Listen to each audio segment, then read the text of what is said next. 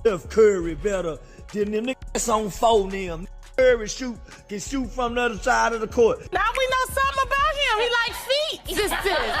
He's going to. When your radar's turned off, because I dealt with that for years too, and I was young, like you. Yeah, like, that's oh my not God, fair. I mean. Because I don't want it, but Yeah. it'd be nice to know that, someone's looking. But that when can your get radar's dangerous. turned off, right, That you're can get beautiful. real Don't dangerous. ever think for 1 minute that it ain't some men out there looking at you like, I wish.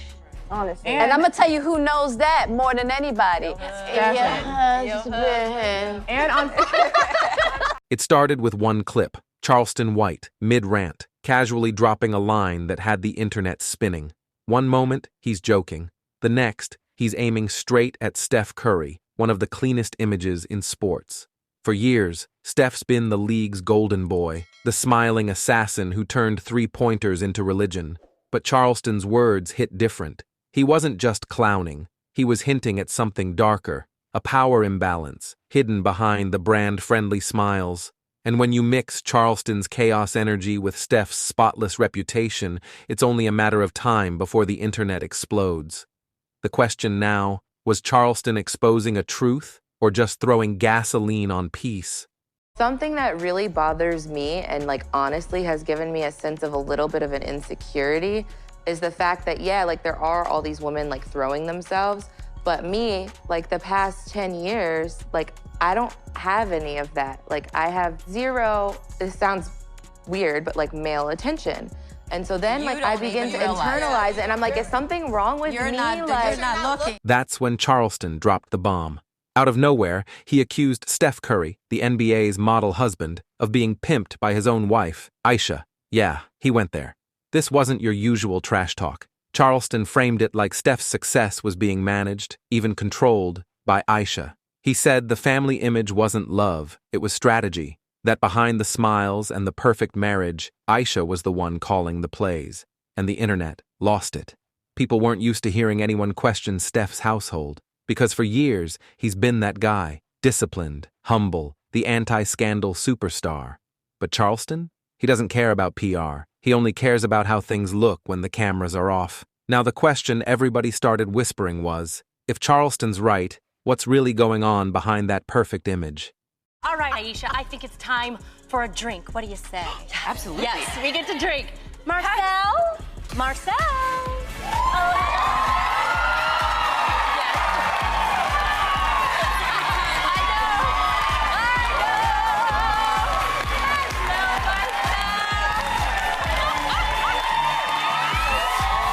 That clip right there, that's the one that made fans stop scrolling. Ayesha Curry, on camera, talking about missing male attention, and Charleston didn't waste a second using that moment as Exhibit A. He pointed straight at it and said, "This is what I mean." He claimed Aisha wasn't satisfied with the attention that comes from being married to one of the biggest athletes in the world. Instead, she wanted validation from everywhere else. To Charleston, that was proof that Steph had lost control of the narrative, that his own household had turned into a reality show built for likes, not love. And that hit people deep, because if Charleston's right, the perfect couple might just be playing for two different teams. So people started asking, was this insecurity just honesty, or a quiet cry for something bigger missing behind the fame? Okay, 4 kids. Did you always knew you wanted a big family? No. So, I didn't want kids. I didn't want to get married. I thought I was going to be career girl and that's it. And I had my eyes set on my goals. And I was never the little girl that dreamt about the wedding dress and all of that. And then it happened so early in my life. So it's one of those things you don't know what you actually don't know what you want. That's when Charleston took it from personal to strategic. He said Aisha wasn't just enjoying the spotlight, she was building a brand from it. And in his eyes, Steph wasn't her equal in the public eye anymore. He was the launch pad. Think about it. Every time Aisha trends, it's not just because of Steph's game. It's because she's created her own spotlight, cookbooks, brand deals, talk shows, her own empire that no longer needs his. Charleston's message was loud. This ain't partnership, it's positioning. And that's when the internet did what it does best. It split right down the middle. Half of people defended Aisha, calling her ambitious and independent. The other half said Charleston just said what they'd been noticing for years, that the power in that marriage might not be 50-50 anymore. And the question got louder. Was Steph supporting his wife or silently being managed by her? Something that really bothers me and like honestly has given me a sense of a little bit of an insecurity is the fact that, yeah, like there are all these women like throwing themselves, but me, like the past 10 years, like I don't have any of that. Like I have zero, this sounds weird, but like male attention.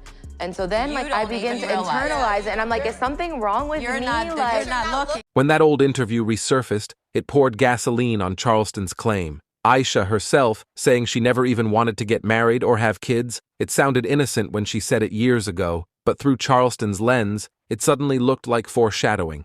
Charleston spun it into a narrative. He said Aisha's entire life flipped the moment she realized what came with being Mrs. Curry. Status, cameras, attention. And in his mind, that wasn't commitment. That was opportunity. The craziest part? Fans started digging. They rewatched interviews, reading into every word, every glance. Suddenly, the love story everyone admired was being dissected like a business merger. Charleston had planted the seed, and now everyone wanted to know, if Aisha never wanted that life, what made her say yes? All right, Aisha, I think it's time for a drink. What do you say? Absolutely. Yes, we get to drink. Marcel? Marcel?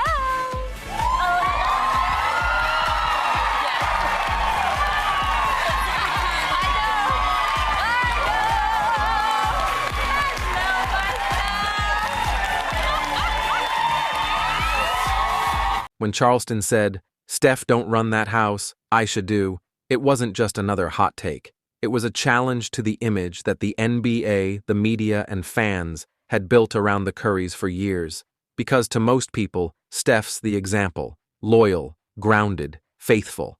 But Charleston flipped that script overnight. He framed Steph as a man respected everywhere except in his own home. And that one statement hit harder than any headline, because it went against everything fans believed about who Steph Curry really was. Then, Aisha's old words resurfaced again, about wanting attention, about feeling unseen, and people started connecting dots that maybe weren't even there. That's the power of Charleston's voice. He doesn't prove things, he plants ideas, and once that seed's planted, the internet does the rest. The only question left was, would Steph speak up, or would the silence prove Charleston right? Husband really loves my feet. Oh, I love that. And so, like, the light was hitting him just right that day. And so I was like, let me just snap this photo and send him a picture of my feet. So I always say, like, when he says to send nude, like, that's what he's getting, a picture of my bare feet. I don't know if he's happy about that, but that's okay. When that clip hit Twitter, it went nuclear, because nobody, and I mean nobody, expected a married woman to admit she missed male attention, especially not Steph Curry's wife. Charleston didn't even have to say much after that. He just watched the fire spread. Because whether you agreed with him or not, the internet suddenly saw what he meant. Steph looked like the faithful golden boy, and Aisha looked like the restless partner who wanted more than loyalty and luxury. Every podcast, every gossip page, every reaction channel picked it up, and Charleston's words echoed behind all of it. He didn't just call them out. He cracked the image that had been untouchable for over a decade. But the real twist, Charleston wasn't finished, because what he said next took it from internet debate to full-blown character assassination. Okay, 4 kids. Did you always knew you wanted a big family? No. So, I didn't want kids. I didn't want to get married. I thought I was going to be career girl and that's it. And I had my eyes set on my goals. And I was never the little girl that like dreamt about the wedding dress and all of that. And then it happened so early in my life. So it's like, it's one of those things like you don't know what you actually don't know what you want. I remember there being a and being like, I have goals for myself. Like this doesn't feel right. I love being a mom, but I love doing other things too. And I need to get my together and figure out what that looks like for myself now. Okay, rewind 2 steps. Yeah. Would you give to someone listening who of like how to embrace when your timeline suddenly changes? Oh, there's no such thing as a timeline, I think, is the bottom line. Things are going to shift. Like, life is ebbs and flows, and you just kind of have to roll with the punches. Sometimes stuff's going to suck, like, but you can always recover. And I think it's important also, like, sometimes you can feel like you're in your own bubble, or like feel isolated, or like you're the only person experiencing that thing, but there's always like a resource, or there's always a community of people who are experiencing similar things. That line right there, "He can't shoot his shot in his own house," became the quote heard around the internet. Charleston wasn't just clowning, he was undressing the image. He turned Steph's biggest strength, his confidence and control, into the punchline, and fans ate it up. Every meme page, every gossip blog, every YouTube short was looping that line. It became the moment where the internet stopped laughing at Charleston and started wondering if he was actually telling the truth. Because if the world's most disciplined, respected NBA star can't even lead his own house, then what does that say about the perfect couple everyone's been idolizing for years? That's when it stopped being a joke and turned into a conversation about modern marriage, fame, and power.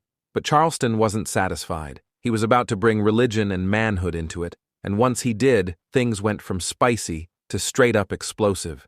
I didn't really want to get married to him. He always gets all this attention, and I think personally that he's a great family man. He's a great husband. I think he shows lots of respect to his wife.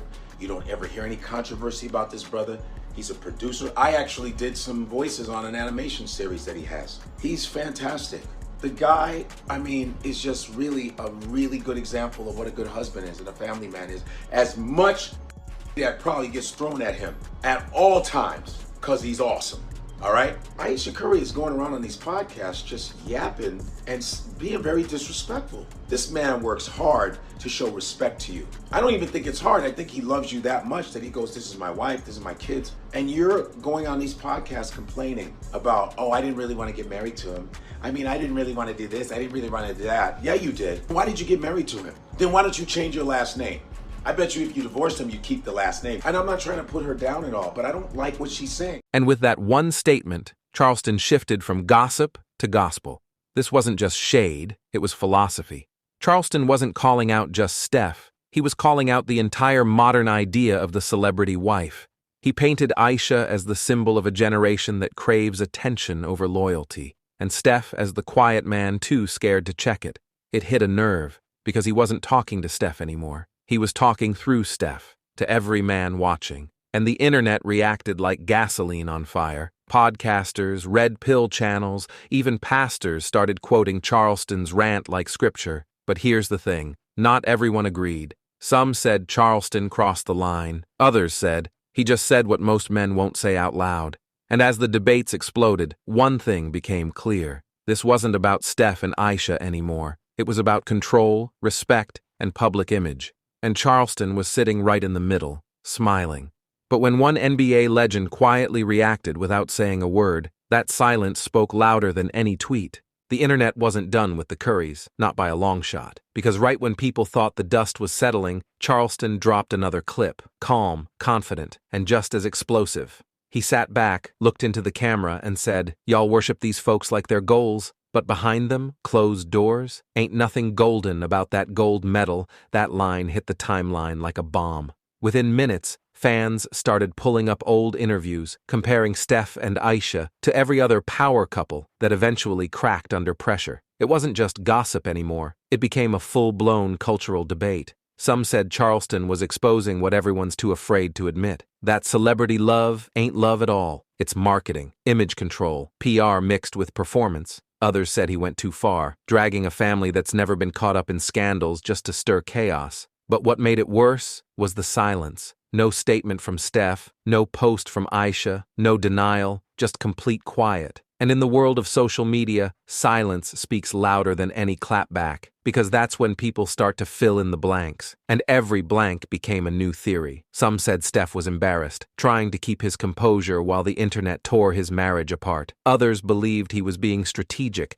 playing the long game like he always does on the court. Calm, patient, never rushing the shot. But the more he stayed quiet, the louder Charleston's voice became. he wasn't backing down. In fact, he doubled down again, calling Aisha a brand genius and Steph a brand casualty. It was ruthless. He said, "She playing chess, he playing church." That line alone sent Twitter into meltdown. People couldn't tell if it was disrespect or truth dressed as comedy, and in a weird way, that's exactly what Charleston wanted. He lives in that space between reality and raw opinion, where outrage equals engagement.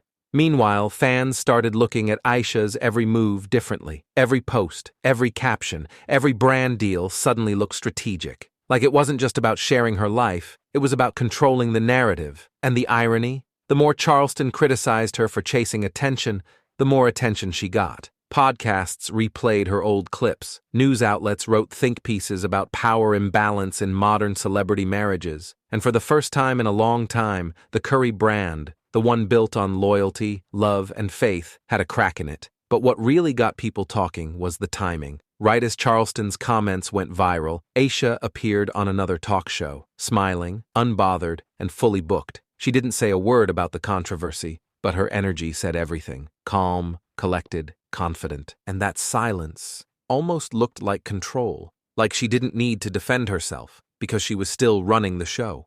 Meanwhile, Steph was back on the court, dropping threes and pretending none of this existed, but the cameras could tell. He wasn't his usual light-hearted self. Every time out, every sideline shot, he looked focused but distant, like the noise had finally gotten through the armor. Fans started noticing the small things. Fewer couple posts, less interaction on social media, interviews where Steph dodged personal questions with a tight smile. It wasn't confirmation, but it wasn't denial either. It was that uncomfortable in-between that makes people wonder what's really real. And just when the story started fading out of the algorithm, Charleston popped up again, this time saying, "If Steph was really that man, this wouldn't even be news. The fact y'all debating means I struck a nerve."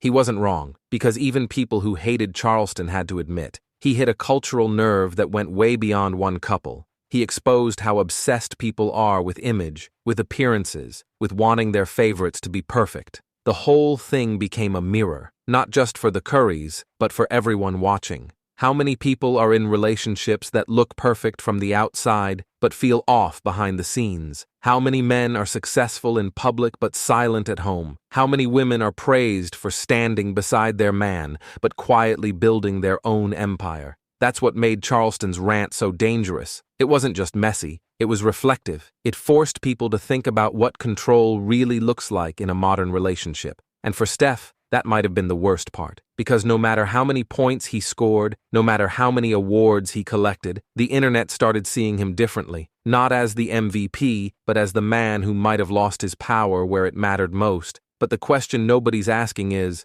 what if that's not true at all? What if Charleston got it backwards? What if Steph isn't weak, he's just choosing peace? What if his silence isn't submission, it's strategy? Because think about it, the man's entire career has been built on composure, on letting his game talk, on staying above the noise. Maybe this time, he's doing the same thing, not for basketball, but for his marriage. Still, the public doesn't care about nuance. They want drama, they want tension, they want the fall. So every time Charleston drops a new clip, it's like lighting another match over gasoline that's already burning. And the wildest part? It's working. His views are skyrocketing, his name trending again, and the more he stirs the pot, the more people tune in, not for truth, but for entertainment. It's the new game of fame. You don't need proof, you just need a microphone and confidence. You don't need to be right, you just need to sound real enough for someone to believe you. And Charleston's mastered that game better than anyone. Now fans are watching to see what happens next. Will Aisha clap back with a cryptic post, or a brand drop that turns the narrative in her favor? Will Steph finally address it head-on in an interview, or keep pretending it's all noise? Because the longer it drags, the more power Charleston holds over the story. And that's the ironic twist. The man calling out control might be the one controlling the entire conversation. So now, the internet waits. Every move, every post, every interview dissected frame by frame. Because once the illusion of perfection breaks, it never fully comes back. And maybe that's what Charleston wanted all along.